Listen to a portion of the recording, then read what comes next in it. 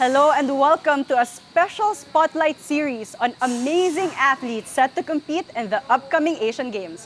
I'm Ayel Estraniero and this is Starting Lineup. Dancing, swaying, shooting.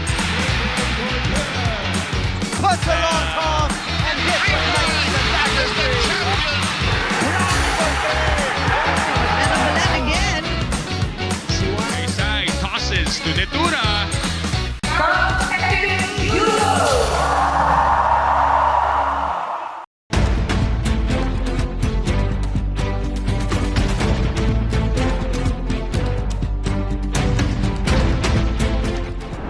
A national athlete's journey comes in many forms, and today we start off with a pair of veterans who have made the country proud. We have Nat Perez and Noel Jose with us tonight. Thank you for joining us in the show.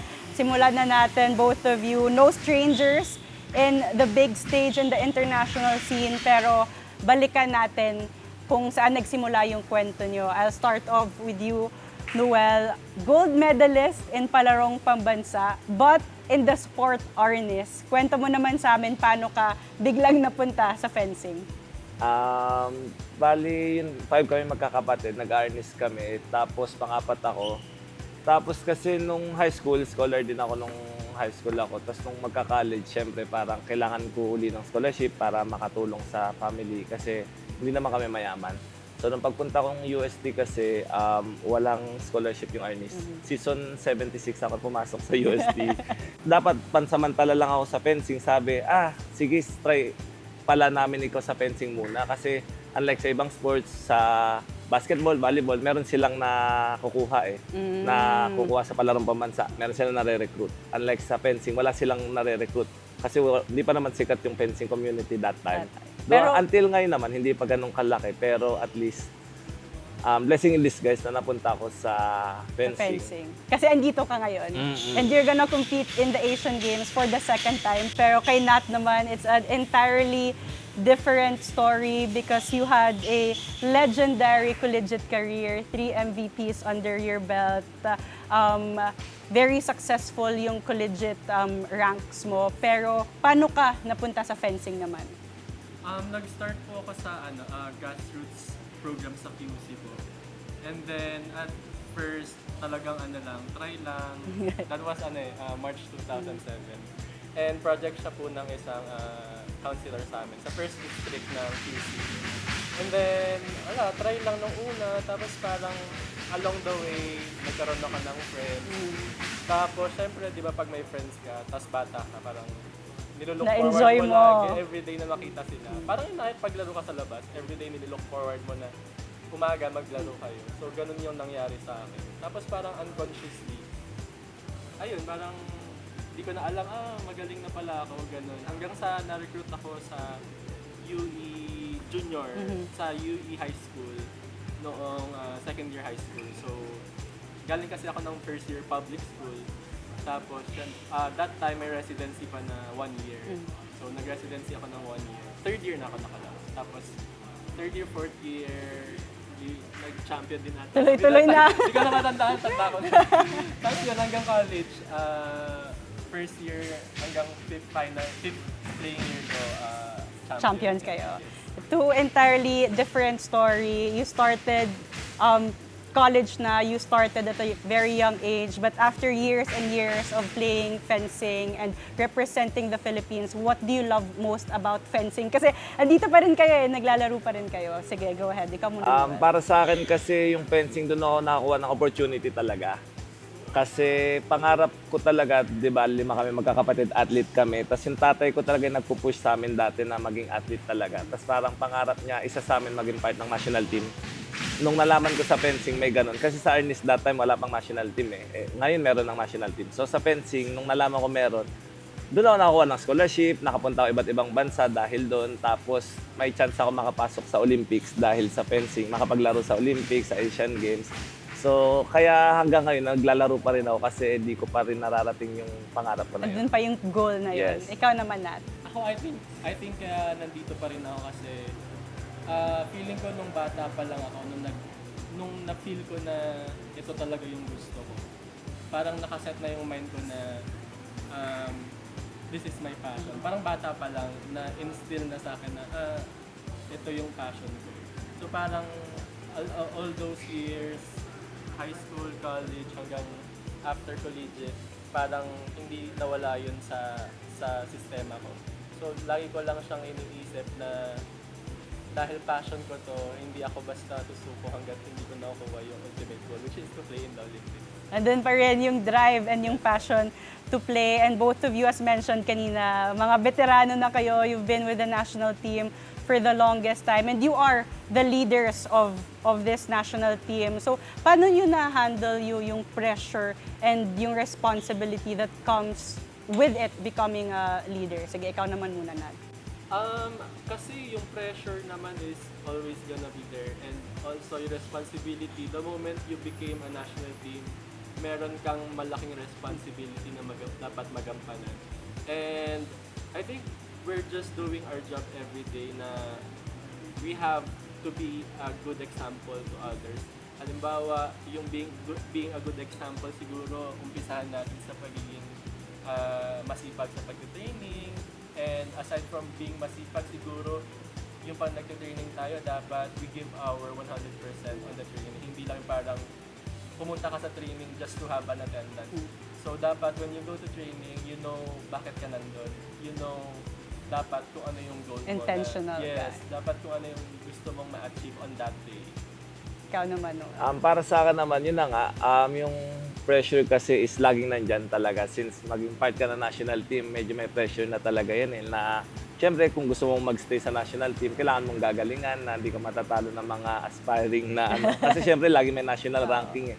So, kailangan ikaw yung nasa top. Tapos, syempre, ano naman eh, pag pine-pressure ka nila, ibig sabihin may tiwala sila sa'yo.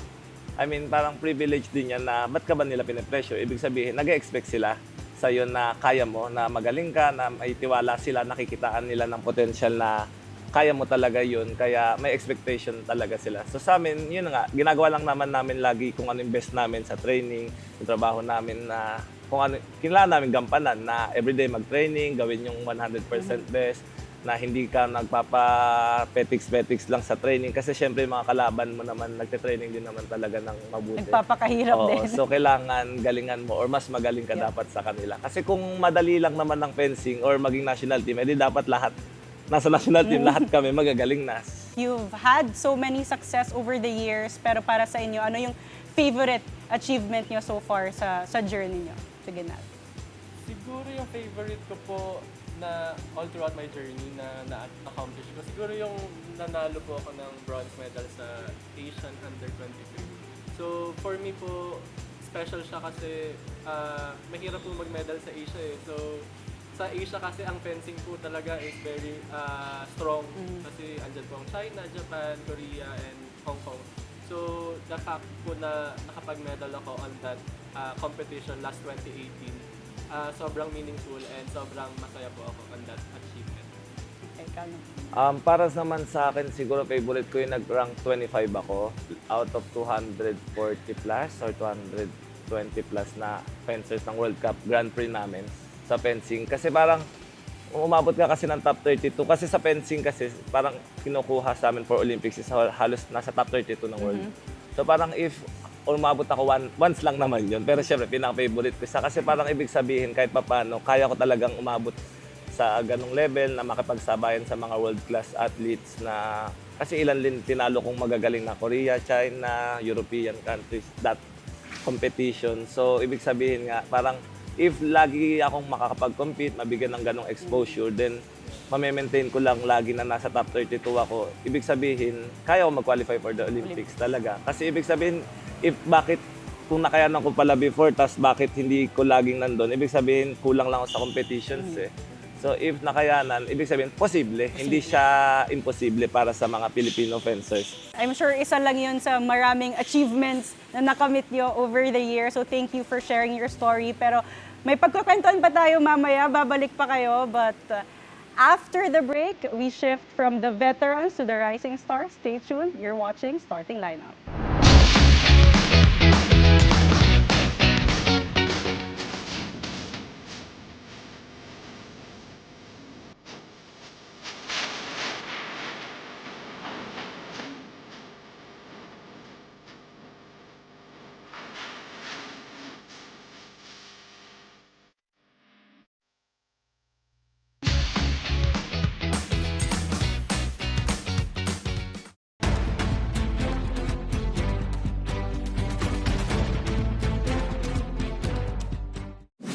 continue to shine the spotlight on the members of the fencing national team. And now we welcome the rising stars, Jana Katantan and Sam Tranquilan with us. Again, thank you for squeezing us in between your busy schedule. Kanina we had your kuyas, the veterans, and kayo naman ngayon, the rising stars of the national team. I'll start with you, Sam. Just like Nat, just like Kuya Nat, you had a successful collegiate career, 5 championships, and 3 consecutive MVPs to end your college career.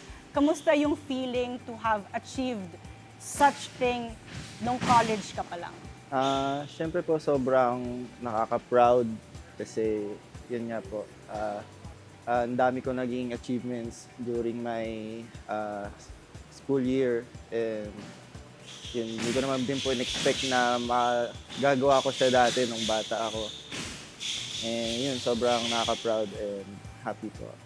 Si Jana naman, you have a very unique story, but you had a good college career as well. Rookie of the Year, Season 85 champions in Season 87.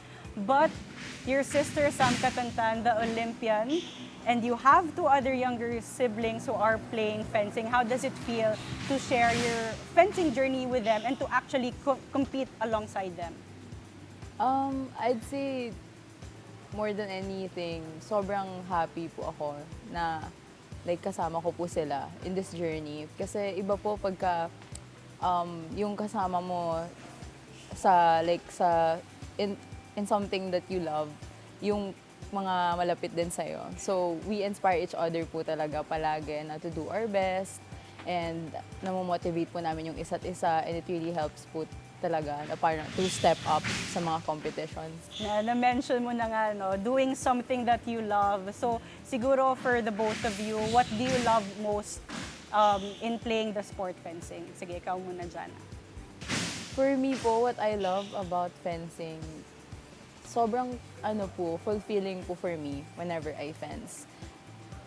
Parang yun po yung parang it's something na sa fencing ko lang din po na-feel.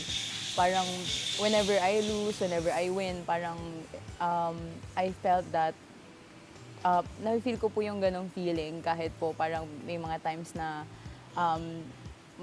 madaming talo kaysa panalo. Nandun pa rin po yung parang like yung motivation to do my best next time, ganon. So, yun po. Ikaw naman, Sam. Siguro sa akin po yung training with the team po. Kasi yun po, sobrang tagal na po namin magkakasama sa fencing. Parang naging family na rin po yung touring namin sa isa't isa. So, yung support talaga namin sa isa't isa is talagang todo. Solid. Yes, solid talaga. Para na talaga kami magkakapatid lahat. And it seems like you've gained a lot of success in your athlete life because of, you're able to compete internationally but also the relationship you've built within your team. Pero hindi lang kayo panalo sa athlete life nyo because panalo din kayo in your recent personal milestones. Sam, congratulations on the recent engagement Thank you po. with now your fiancé. And you po. Jana, congratulations for now being a licensed occupational therapist. So now ang tanong ko ay, paano nyo na-handle, i-juggle both yung athlete life nyo tsaka yung personal life nyo? How do you actually make it work? Sige, ikaw muna, Sam. For me naman po, hindi naman po mahirap kasi yung support naman po ng family ko, ng fiancé ko po sa akin, lagi lang po silang nandyan para sa akin. Lagi lang po nilang pinupush, train ka, bigay mo lahat, dito lang kami, suporta sa'yo, yun. Kaya wala po naging problema sa pag-balance ng training and ng life ko po. Ikaw naman, Jana. Ako po, honestly, mahirap po talaga siya all throughout. Pero, ayun po, parang, for me po kasi, parang, if you really do parang like something you really love, like for example, yung fencing and studying OT, for me po kasi, it's something na parang pinili ko po siya. And at the same time, nagustuhan ko rin naman po parehas. So, I think yun po yung reason din kung bakit kinaya ko po siya eh. Kahit I'd say hindi talaga po siya naging madali for me. Even like the review season and until passing the boards, naging mahirap po siya. Pero ayun, yun nga po. The process naman po yung pinaka-important eh. Parang na-enjoy ko naman po siya. And throughout the experience, feeling ko naman po, nag-grow po ako. And feeling ko yun naman po yung nag-matter. So yun po. And it speaks about the commitment you have for sure for the national team and also the reason why you have a lot of achievements in the past years. Pero para sa inyo, ano yung pinaka nag-stand out so far na achievement nyo? Siguro yung nag-silver po ako nung SEA Games Cambodia. Kasi doon ko po mas nakita yung potential ko po eh as an athlete. And yun po, sobrang, kasi parang second SEA Games ko na rin po yun. And sabi ko, gusto ko pang makapag-compete pa ng mas madami, kaya binigay ko talaga lahat ko doon. And ayun, nagulat ako sa nangyari na naka-silver nga ako and may ganun pa pala akong ilalabas. Ako po yung ano din po, last SEA Games. Pangalawang SEA Games ko po siya actually, but it's my first individual event. And parang to me, very special po siya for me kasi ano po eh, kakagraduate ko lang po that year. And then, so there's, parang may transition po siya eh. Parang I had to adjust, may mga adjustment. Kasi parang for the first time in my life, naging full-time athlete ako. Tapos parang I had to parang ano po, the review season din po kasi ng boards, December. So I had to stop the fair for the boards and then focus on fencing. So sobrang naging bago po yung routine, parang naging ano po siya, talagang adjustment period siya for me. And then talagang ginawa ko lang din po talaga yung best ko kahit feeling ko parang medyo tama ba yung ginagawa ko, ganun. Tapos yun, dun ko lang din po na-realize na okay, tama naman pala, masyado akong nag-worry dun sa pinaka-process.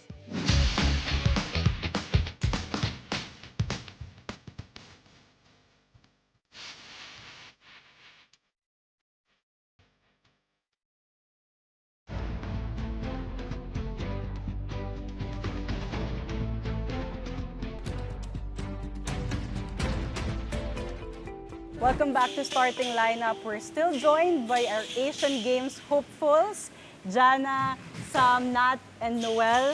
Ngayon naman, pag-usapan natin yung pag-qualify nyo sa Asian Games. Unahin na kita, Jana. It's gonna be your first time in the Asian Games in the foil event. Ano yung pakiramdam nung nalaman mo na you were qualified for the Asian Games? Super happy nandun po talaga. Kasi yun nga po, it's my first time. So, kinakabahan, medyo mixed emotions po siya. Pero more than anything, medyo excited po ako kasi it's a new experience. And alam ko po na malakas po siya na competition eh. So, for sure, like, madami po akong matututunan. Yung si Sam naman and si Noel, it's your second time for the Asian Games. What does it mean for the both of you? For me po, yun pa, excited pa rin naman po.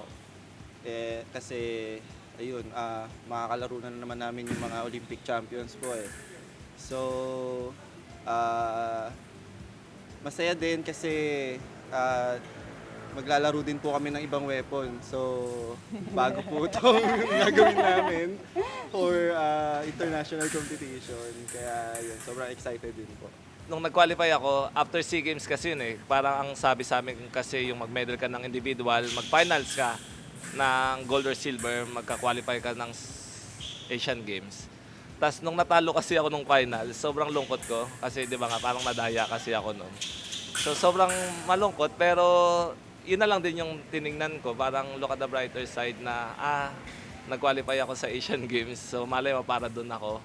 If hindi ko man nakuha yung gold ng SEA Games, babawi ako Asian Games, at least nag-qualify ako. Si Nat naman, si Kuya Nat, it's gonna be your third time. Yes, pero ano third. yung pinaka nila-look forward mo this Asian Games? Ano po, yung experience po na makakompete on that, kumbaga second highest sporting level of sporting event in the world kasi syempre first Olympics. So for me, second is Asian Games. And to compete on that competition po alongside with accomplished fencing athletes, sobrang malaking bagay for us kasi yung makalaro mo sila on the piece and syempre marami kang matututunan. And for me, this is my third na since 2014 naglaro na ako ng Asian Games and this is my third this coming 2026 Asian Games and siguro gagamitin ko lang yung mga past experiences ko and ayun, super excited na ako. Sa inyong apat to, sino ang pinakaseryoso sa training? Ay, Pinakaseryoso sa training. Yung parang pag nagtitraining, lock in may talaga. ano ba siya? Bilang? 1, 2, ganun. Sige, turo niyo lang agad. 1, 2, 3, go! Ako? Sino ba? Si Noel ang pero nagdi-disagree si Noel kasi si Nat daw yung sa kanya. Sige. Okay, sige, siguro explain. Sige, Jana, bakit si Noel ang pinakaseryoso? Bakit? Siguro po kasi sobrang ano po ni Kuya Noel competitive. Parang kahit yung simpleng drills lang po, kunwari yung takbo, kailangan nauna po siya, ganun. Kaya siya nag-quarterfinals sa Asian Ganun po, Games. kahit anong laro, ganun. Sobrang competitive. Okay, next. Opo. Sino ang parating late sa training? 1, 2, 3, go! Parang si Noel lahat to, Sige, ang mag-explain naman ngayon si Noel. Bakit siya parating Explain late sa yourself. training? Depend mo na sa sarili. Ano po kasi talaga parang minsan ayoko po kasi minsan sobrang aga. Kasi parang imbis na ipahinga ko na lang sa bahay namin yun. Ayoko More pumunta. rest, more Opo. rest. Tsaka, Sige, okay na yan. Okay na yan. Sino ang pinaka-idol ng lahat? 1, 2, 3, go. Dalawa? Okay. Dalawa sila po. Pero ang gusto ko mag-explain si Noel kasi kanina sinabi mo na nung bago ka pa sa fencing, sobrang idol mo na si Nat. opo. Kasi po yun na nga, syempre mas senior ko siya So mas accomplished fencer naman talaga siya kaysa sa akin. Tsaka syempre, wala naman di ko kailangan i-differentiate kasi iba yung ano niya, iba yung strengths niya. Pero yun na, mas nauna siya, tas mas marami siyang medal na international sa akin. Tsaka yun, magaling siya sa lahat ng weapon ako, FA lang naman kaya ko. Siya, FA, saber po. All Kaya around. niya. Kaya mas idol yan. Siguro Sila rin po talaga magaling din. Idol ko rin doon. lahat kayo magaling kasi mag-Asian Games kayo, di ba? Pero I guess for the last question, what would it mean for each of you to win a medal in the Asian Games? Start off with Nat. Siguro, siya, sobrang laking achievement. Hindi lang for me, and para sa Philippine fencing and Philippine sports scene.